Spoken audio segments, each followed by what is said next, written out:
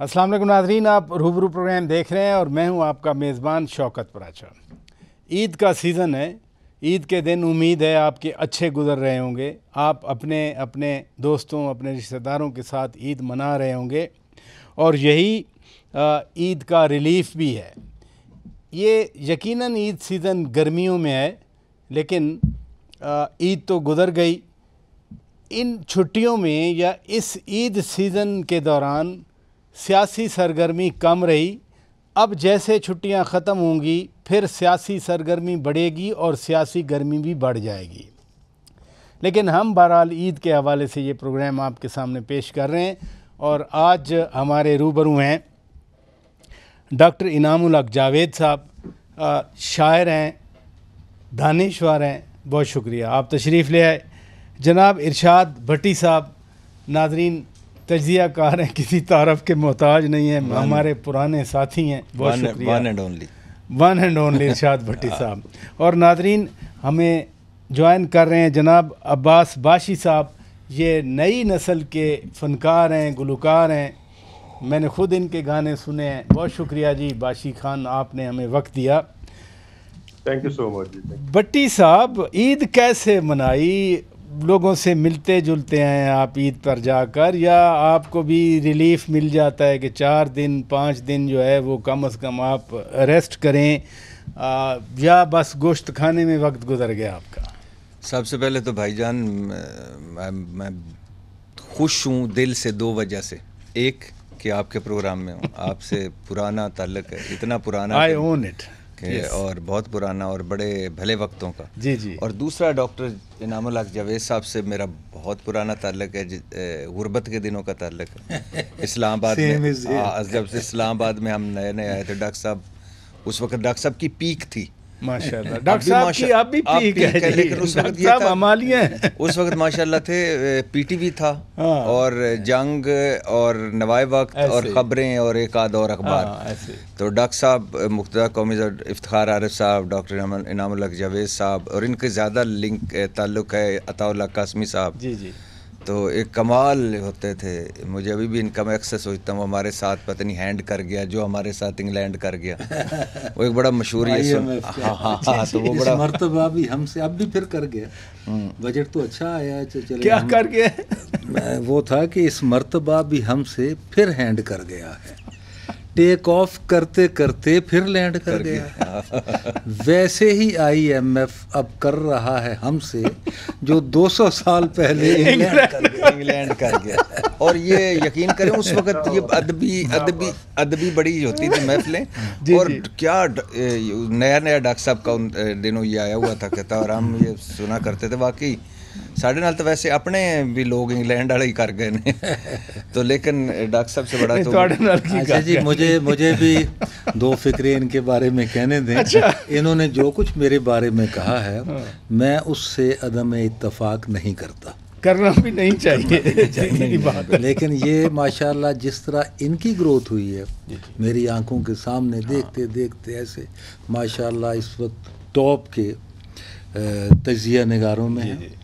और मैं ख़ुद भी सुनता हूँ, और एक तो तजिया होता है ना, तजिया अपनी जगह पे, तजिए का बयानिया जो है, बयान करने का जो इनके अंदर अदब है ना, अदब दोस्ती या अदब किताबें पढ़ने का, उसकी वजह से उसका एक लुत्फ़ दोबाला हो जाता है। नहीं बहुत शुक्रिया। वैसे ईद यानी आप जब अपने इलाके में जाते हैं, यकीनन आप एक पहचान है उस इलाके की, आप शान है उस इलाके की, वहाँ तो कोई तनाज़ा शनाज़ा नहीं होता आपका? होता है। अच्छा, होता है पिंडी में, पिंडी भटिया में। हाँ, बड़ा। सबसे पहले तो ईद मुबारक सारों को, गुजर गई है लेकिन फिर भी हाँ ईद का दिन है, तो तीसरा दिन है, ईद मुबारक। और बड़ा मुश्किल में है लोग महंगाई, बेरोज़गारी और गुर्बत की वजह से, यकीन करें। और बड़े सफ़ेद पोशों को मैंने इस मरतबा बकरा नहीं खरीदते, उनके पास बकरा खरीदने के भी पैसे नहीं थे, हिस्सा डालने के पैसे नहीं थे। तो बहरहाल मुश्किल वक्त है, हम आपके साथ हैं, अल्लाह करेगा ये वक्त भी गुजर जाएगा।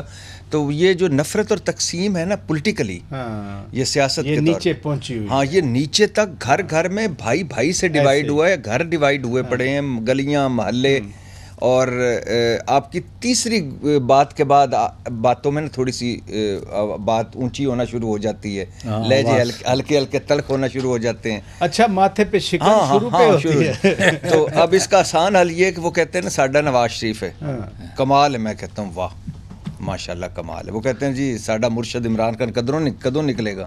میں کہتا ہوں انشاءاللہ اللہ فضل کر جلدی. وہ کہتا ہے پاک فوج زندہ باد. میں کہتا ہوں زندہ باد. تو وہ اس نیچے آ کے کہ وہ ان کو جو کہتا ہے آپ کو بیچ بچا کر راستہ اختیار کرنا پڑتا ہے. ڈاکٹر صاحب یہ بکرے کی بات کر گئے تو یہ تو ہے ہی بقرہ عید, پھر کچھ ہو جائے ڈاکٹر صاحب؟ ہاں ایسے ہے کہ پہلے تو میں بتاتا ہوں نا کہ بقرہ عید پہ ہوا کیا. کہ آپ کے علم میں بیوروکریٹس کا شہر ہے, ہر آدمی جو ہے سب سے پہلے بکرے کی ران اپنے افسر کے گھر پہ کہتے ہیں یہ کوفہ ہے گریٹ اور قبروں کا شہر. وہ بھی ہے, ٹھیک ہے, اپنی جگہ پہ حکومت کا شہر بھی ہے. تو وہ یہ تھا کہ میں ران دے کے آیا جو عبدالرشید کے میں ران دے کے آیا جو عبدالرشید کے, تحفے میں اس نے پیل دی گھر اے حمید کے. تحفے میں اس نے پیل دی گھر اے حمید کے, عبدالحمید کے. ہاں وہی کہ ایسے ہی گھوم کر یہ کئی افسروں کے گھر, ایسے ہی گھوم کر یہ کئی افسروں کے گھر, پھر آ گئی یہ گھر میرے تحفے میں عید کے. یہ سرکل ہے نا جی. اور یہ ہے ایک سیاستدان سے عید پڑھنے کے بعد معانقہ. اچھا, کیونکہ عید پڑھنے کے بعد ہاں جی جی معانقہ مین جپھی جی. اب تو وہ جپھی کی جگہ مٹھیاں آ گئی ہیں. ویسے بھی ڈاکٹر صاحب یہ کاٹن کا سیزن ہے, لوگ جپھی ڈالنے سے کاٹن میں سلوٹیں آ جاتی ہیں. تو یہ جو ہیر پھیر کا ڈھیر ہے یہ اندھیر ہے. واہ, یہ جو ہیر پھیر کا ڈھیر ہے یہ اندھیر ہے. یہ زبر کے ساتھ جو زیر ہے یہ اندھیر ہے. تجھے میں گلے سے لگاؤں عید پہ کس طرح, تیرے پیٹ کا یہ جو گھیر ہے یہ اندھیر ہے. عباس باشی صاحب آپ بھی یقیناً انجوائے کر رہے ہیں, میں آپ کو دیکھ رہا ہوں. یہ جو عید ہے یہ بڑے شاعرانہ انداز میں بھی بیان کی جاتی ہے, یعنی وہ عید اور دید. آپ کا تو ایک گانا بھی ہے, تیری دید میری عید, تو پھر ذرا ہو جائے کچھ. بالکل سر بالکل. اس سے پہلے میں ایک دو بول پرانے گانے کے جو ہیں ہمارے لیجنڈری, ان کے گانا چاہوں گا. کھل کے بسم اللہ کھل کے گائیں, کمال ہے, یہ عید کا موقع ہے جی, کمال ہے. Thank you so much G, thank you. اور اس میں ویسے گانے میں تو حد کے عزت کا قانون بھی اپلائی نہیں ہوتا. نہیں ہوتا. بالکل ایسا ہی. جی تھینک یو. او سینے لایا نہیں او سانو جاندی وار وے, جاندی وار وے, تیرے بنا نہیں او جینا دلدار وے, دلدار وے. تیرے نال جیواں گے تیرے نال مران گے,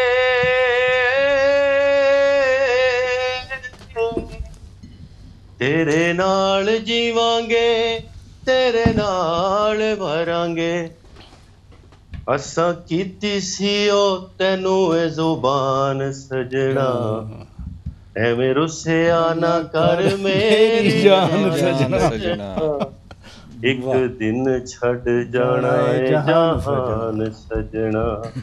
کوئی اپنا ہووے تے دکھ سکھ ونڈدا,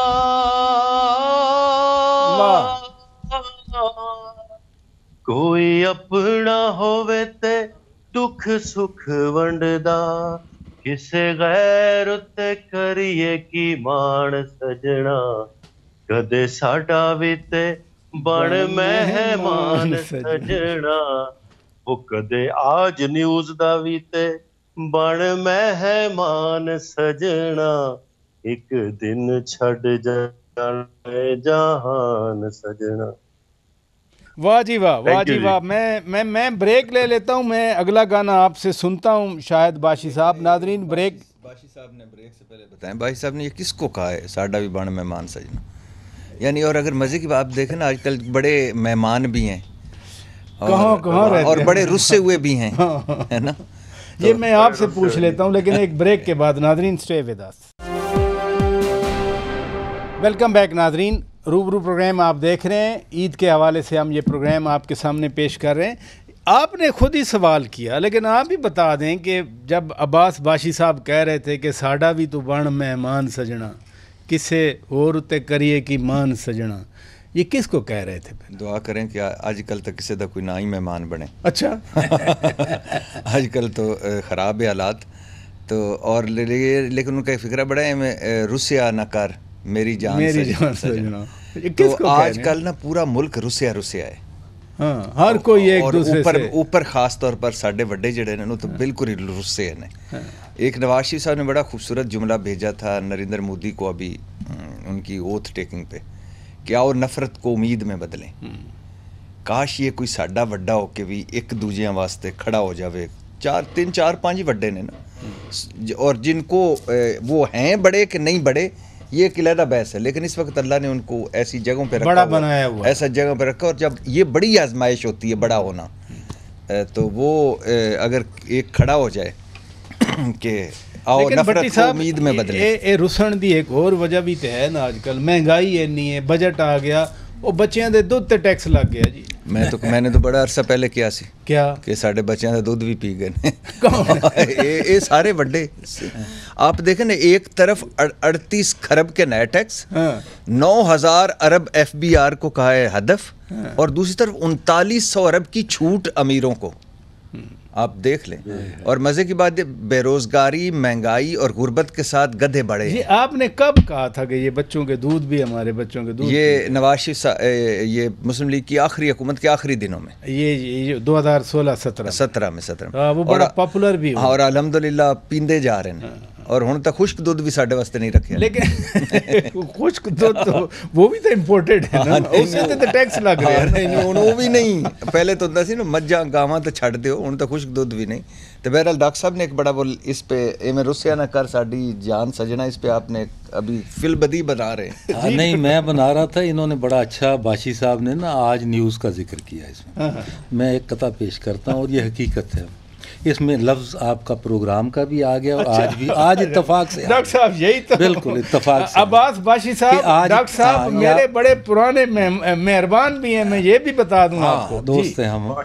तो ये है कि आज तक एंकरों में मैंने तो, आप दोनों के लिए, अच्छा, आज तक आज आ गया टीवी का नाम, आज तक एंकरों में मैंने तो आप सा खूबरू नहीं देखा। क्या बात है, क्या आप सा खूबरू के अंदर खसलतें और दुपट्टा है, वो सारी चीज़ें शामिल हैं। नहीं, वो सारी खासियतें शामिल हैं, अज़मतें। आज तक एंकरों में मैंने तो आप सा खूबरू नहीं देखा, और अगर कोई देखा भी हो तो, और अगर कोई देखा भी हो तो इस तरह रूबरू नहीं देखा, इस तरह रूबरू नहीं देखा। डॉक्टर साहब पहला मिसरा खुशी दी, दूसरी दुख दी है कि अजर तक भी तुसी जे साढ़े तक ही पहुंचे। अच्छा अब्बास बाशी साहब, ये खूबरू और रूबरू की बात हो रही है, और खैर हमारी तो उम्रें गुजर गई, आप नौजवान नस्ल के सिंगर हैं, आप भी कह रहे हैं कि इश्क ना वेखे उम्रा, ज़रा ये मैं ज़रूर सुनना चाह रहा हूँ। और पहला अब्बास साहब, पहला जो आपने इतना दुखी इस ईद के मौके पे सुनाया है अल्हम्दुलिल्लाह, वो ज़ाती दुख है कि हमारी नुमाइंदगी की है आपने?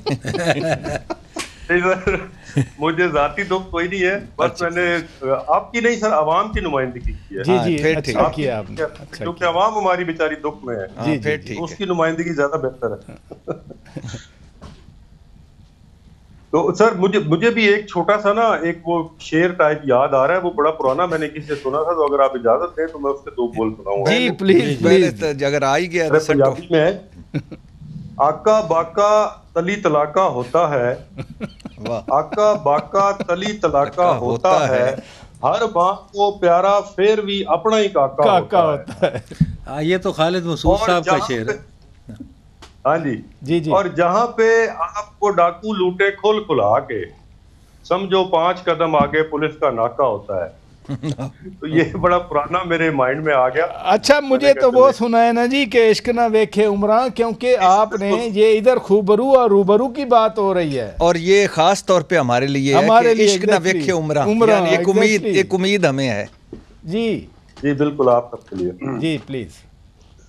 इश्क ना वेखे उमरा, इश्क ना वेखे दाता, हो जेड़ा ला लवे एक वारी दिल, हाँ फिर की नींदा की राता। इश्क ना वेखे उमरा, इश्क ना वेखे दाता, जेड़ा ला लवे एक वारी दिल, हाँ फिर की नींदा की राता। हो तैकू दस्या यार मैकू सोहना लगदा है, ओ जेड़ा रंग भी तू पावे तथे बड़ा जचदा है। हो तैनू तकिया बिना दिल नहीं लगना, तेरी दीदा साड़ियां ईदा ने। तैनू तकिया बिना दिल नहीं लगना, तेरी दीदा साड़ियां ईदा ने। वाह जी वाह। डॉक्टर साहब, आपने हम दोनों को खूबरू कह दिया। मुझे लगता है अब्बास बाशी साहब हम तीनों को कह रहे हैं कि इश्क ना वेखे उमरा।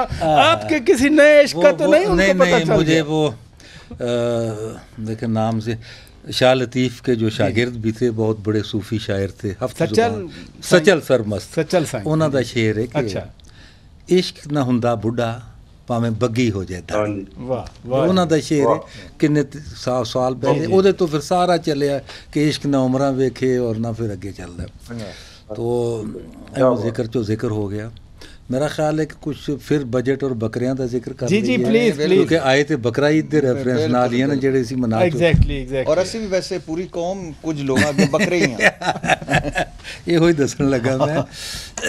ये है जी बकरा ईद पर बीवी की फरमाइश। अरे वाह वाह, बकरा ईद पर बीवी, ये बाशी साहब के लिए नहीं, कबल अज यानी ईद का ये वाक़या कि बकरा हो गोरा चिट्टा, बकरा भी गोरा चिट्टा, बकरा हो गोरा चिट्टा सुतमा हो नाक इसकी। अच्छा, बकरे दा भी बकरा हो गोरा चिट्टा सुतमा हो नाक इसकी। ज़बा करने वास्ते वैसे ले आ रहे हो कि नहीं, ये बीवी शोहर नू इंस्ट्रक्शंस दे रही है बकरा मंडी जान तो पहले। नहीं, लेकिन वो ये ज़बा करने वास्ते ही, हाँ ज़ाहिर है कुर्बानी वास्ते ही, लेकिन ज़ाहिर है कि एक खूबसूरत भी तो होना चाहिए ना कुर्बानी दा। कंपटीशन है डॉक्टर साहब, कंपटीशन गली है महल्ले आजकल जेड़ा फिन्ना बकरा जी वो भी बड़ा महंगा है।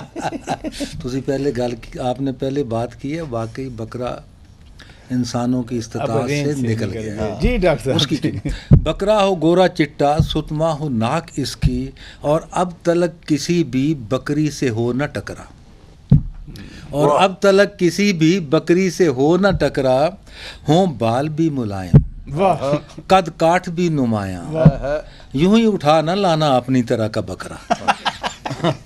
यानी मेरा मतलब है एंड ते उस दस्या है कि मैं ऐसी मेरा आइडियल और है हकीकत। वैसे पूरी कौम के साथ यही कुछ हो रहा है। ये इसी तरह सारा सी सुतवा नक मुलायम उच्चा, लेकिन जदों आंदा है सामने फिन्ना जिया, बस अजीबो-गरीब। अच्छा, मुझे अगर इजाज़त दें, उन्होंने बीवी का जिक्र किया है, मैं आपसे शुरू कर दूंगा। नादरीन, एक ब्रेक लेते हैं, ब्रेक के बाद जब वापस आएंगे अपनी गुफ्तगू को आगे बढ़ाएंगे। Stay with us.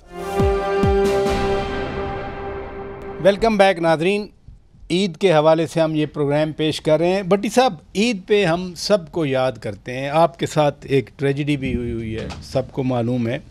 तो बच्चे हैं माशाल्लाह आपके, ब्रिलियंट किड्स यू हैव, तो उनको फिर माँ के किरदार में भी आपने ईद के दिन काम करना है। आपने बाप तो आप हैं माशाल्लाह, बड़े अच्छे बाप हैं आप, ये भी ज़िंदगी का एक हिस्सा होता है। सर उफ, ये तो ईद का दिन है, कोई यानी एक अजीबो-गरीब है। हाँ, आप अगर आपका कोई लाइफ पार्टनर है, हाँ, तो अगर लाइफ पार्टनर है तो इससे बड़ा दुख कोई नहीं होता कि जब वो निकल जाता है आपकी ज़िंदगी से। ऐसे ही। और मुझे तो अभी तक यकीन ही नहीं आता क्योंकि कि वो नहीं है, تو اور میں ان کو زیادہ انڈرسٹینڈ اپنے بچوں کو اس لیے کرتا ہوں کہ جب میں ابھی اسکول گوئنگ نہیں تھا تو میری والدہ چلی گئیں، تو مجھے پتہ ہے کہ کیا اور ڈیپریویشن، محرومی کیا ہوتی ہے. ہاں، اور میں نے ہم نے تو پنڈ کے جو بڑے دھکے کھائے نا، تو بہت ہی دھکے کھائے، اور جو پھر دوسری والدہ اللہ ان کو لمبی زندگی دے تو وہ آگے اور وہ ویسے ہی نکلیں جیسے ستیلی ماں ہوتی ہیں. تو لیکن اس کے بعد بڑے دھکے، تو مجھے آئی کین انڈرسٹینڈ کہ ان کو کیا فیلنگ ہے. تو یہ سارے کیسا ہے کہ، اور پھر میری بیگم، اللہ آپ ساروں کی جو لائف پارٹنر ہیں، ویسے جو شادی شدہ ہیں وہ تنگ ہی رہتے ہیں اپنی بیویوں سے، لیکن یہ بڑا لائف پارٹنر ہوتا ہے. اور میری بیوی جب میں اکثر کہتا ہوں کہ جب وہ گئی زندگی سے تو میرے گھر سے 5 جنازے نکلے، ایک میری بیوی کا، ایک میرے بچوں کی ماں کا، ایک میری محبت کا، ایک میری بیسٹ دوست کا، ایک میرے پیچھے دعائیں مانگنے والی کا. تو بس یہ سارا دن ٹھیک گزرتا ہے، اچانک ایک لمحہ آتا ہے اور بندہ فارغ ہو جاتا ہے. تو بہرحال یہ ہے جن کو جو اس سے گزرے ہیں، اور جو خاص طور پر جو دکھوں میں کسی وجہ سے کسی دکھ میں، آپ کو بھی عید مبارک، اور ہمت نہیں ہارنی، یہی زندگی ہے. ویسے بھی وہ گانا بھی ہے، وہ فوک سنا رہے تھے کہ کسی دا یار نہ بچھڑے. لیکن آپ کی اس صورتحال پہ، آپ کے زندگی کے حوالے سے عباس باشی صاحب کے پاس ایک آئیڈیا ہے. اچھا. عباس باشی صاحب، وہ جو آپ کا گانا ہے نا انڈیا دا جوائی، مثلا اب نریندر مودی تیسری دفعہ جو ہے وہ اب وزیر اعظم بن گیا، ہارڈ لائنر ہے، آپ جوائی بھی بنا رہے ہیں تو انڈیا دا جوائی، یہ کیا ماجرا ہے جی؟ سر ایکچولی وہ میرے ایک مائنڈ میں کہانی آئی تھی، ایک سٹوری ٹائپ آئی تھی، اس کو مد نظر رکھتے ہوئے ہم نے وہ گانا لکھا. ویسے بیسیکلی انڈیا کا جوائی، باشی صاحب ویسے ابھی تو جو انڈیا کا جوائی تھا وہ بھی نکل گیا پتلی گلی سے. نہیں دیکھیں نا اسی بات کو کہ شعیب ملک حیدرآباد دکن، اور اس کے علاوہ حسن علی جو ہے وہ ہریانہ کے لیے، اور آپ بھٹی صاحب کو لدھیانہ بھیجنا چاہ رہے ہیں. ویسے ذرا گانا سنا دیں ہمیں. اور جی بالکل، اس کو درمیان میں، اور ادھر وہ انعام الحق جاوید صاحب کے بکرے جیسا اگر تو پیس کوئی ہے لدھیانہ میں تو آئی کین گو بھائی جان. بھٹی صاحب تیار ہیں جی آپ کے آئیڈیا کے لیے؟ میں یہ دونوں ملکوں کی بہتری کے لیے کر سکتا ہوں. جی اب بات، اور سیریس ہو رہے ہیں، گانا سناؤ. جی بالکل، میں آپ کو اس کا درمیان والا پارٹ سناتا ہوں. جی پلیز پلیز پلیز. جے ہاتھ وچ تیرے بلو گچی والا بیگ، یارا تیرے آندا وی تے وکھرا سویگ، او چندی گڑھ پاویں تیرا شہر لدھیانہ نی، ویاہ کر تینوں پاکستان لے آنا نی، او پورے انڈیا دا بنیا جوائی پھردا، او منڈا دیسیاں دا ہویا ہے شدائی پھردا، او منڈا دیسیاں دا ہویا ہے شدائی پھردا، او پورے انڈیا دا بنیا جوائی پھردا. یہ بیسیکلی درمیان والی لائن تھی، انڈیا کا جوائی. جی جی، ہم نے وہ اس کا نام پھر جو رکھا وہ انڈیا کا جوائی رکھ دیا. یہ آئیڈیا آیا کہاں سے تھا؟ اگر ذاتی خواہش سر، یہ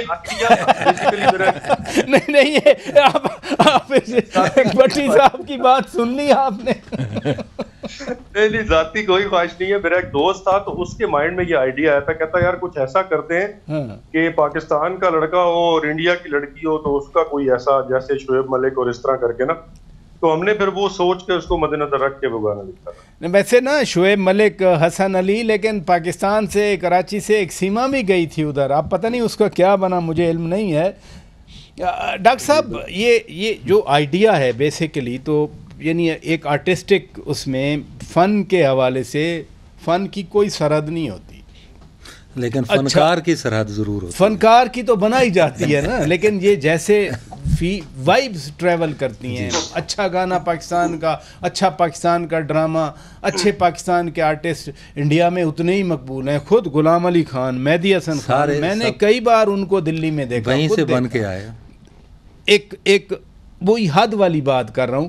تو یہ جو بات کر رہے ہیں آپ کے ان نوٹس میں کیا چیز ہے ہمارے لیے؟ نہیں، اس میں اس حوالے سے نہیں ہے، لیکن اس میں یہ ہے کہ ایک میں نے کسی فلسفی کا قول ضرور پڑھا تھا کہ جو شخص اپنی بیوی کو روزانہ برتن دھوتے، محنت کرتے، بچے پالتے اور کپڑے دھوتے، روٹی پکاتے دیکھتا ہے اور اس کی مدد کے لیے دوسری بیوی نہیں لاتا، وہ بڑا ظالم ہے۔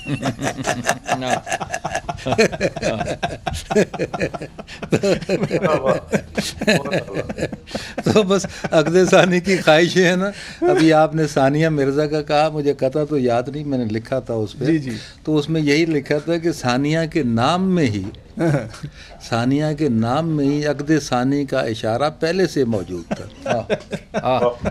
ثانیہ مرزا ہے تو عقد ثانی کا اشارہ پہلے سے موجود تھا، شعیب ملک کو پتہ نہیں چلا، لیکن اب تو حقیقت بن گیا۔ جو فوٹوز آئے تھے ہمیں نہیں پتا اس میں کیا ہے، کیوں نہیں بٹی صاحب آپ کیا سوچتے ہیں؟ عقد ثانی کی باتیں ہو رہی ہیں۔ ہاں میرا خیال ہے کوئی برا آئیڈیا نہیں ہے۔ اچھا ہاں، اور اگر جو باشی صاحب میری ہیلپ کریں تو میں تیار ہوں سر ادھر جانے کے۔ ہاں ظاہر ہے، ڈیفینیٹلی۔ اور دیکھیں نا، باشی صاحب کا اگر ذاتی آئیڈیا نہیں تھا یہ تو یہ بڑی بری بات ہے۔ آپ جو انڈینز ہیں، ہمارے محسن حسن خان نے بھی شادی کی تھی رینا رائس سے، لیکن وہ بعد میں علیحدگی ہو گئی۔ تو آئیڈیا برا نہیں ہے سر، آپ لوگ تو ترس ہی سکتے ہیں، یہ جو جن شادی شدہ لوگ ہیں یا ہم جیسوں کو وہ ایک رشک بھری نظروں سے دیکھ سکتے ہیں ہم جیسا۔ تو یعنی مجھے اور باشی صاحب آپ کی شادی تو نہیں ہوئی نا؟ جی میری شادی ہو چکی ہے جی۔ تو پھر کی گانا لکھ دیتا جی۔ ایک گھر نہیں سنا ہمیں، اے مینو ذرا گھر دا ایڈریس دیو نا، میں خود گا کے بھجوانا تواڈے نام تو پوچھے تو وڈا انڈیا دا جوائی۔ اچھا وقت ختم ہو رہا ہے، انڈیا نو چھوڑو، مجھے یہ بتائیں لاسٹ کویسچن کہ یہ جو مذاکرات کا عمل ایک میرے لیے تو امید کی کرن آئی ہے، نوید آئی ہے، یا کم از کم آمادگی ہوئی ہے، اچکزئی صاحب مذاکرات کریں گے اور بڑی ایکٹیویٹی دیکھی جا رہی ہے۔ وزیر اعظم صدر مملکت سے بھی ملے ہیں، وزیر اعظم مولانا فضل الرحمان صاحب سے بھی ملے ہیں، محسن نقوی صاحب بھی ملاقاتیں کر رہے ہیں، تو کچھ اچھا نتیجہ نکل سکتا ہے؟ سر جیسے میں نے کہا نا کہ ہم تقسیم بہت زیادہ ہو گئے، نفرت بہت زیادہ ہو گئی، اس میں بہت ساری چیزیں ہیں، 9 مئی ہے، مینڈیٹ چوری ہے، بہت ساری چیزیں ہیں جو گنوائی جائیں تو تلخیاں بہت زیادہ ہو گئی۔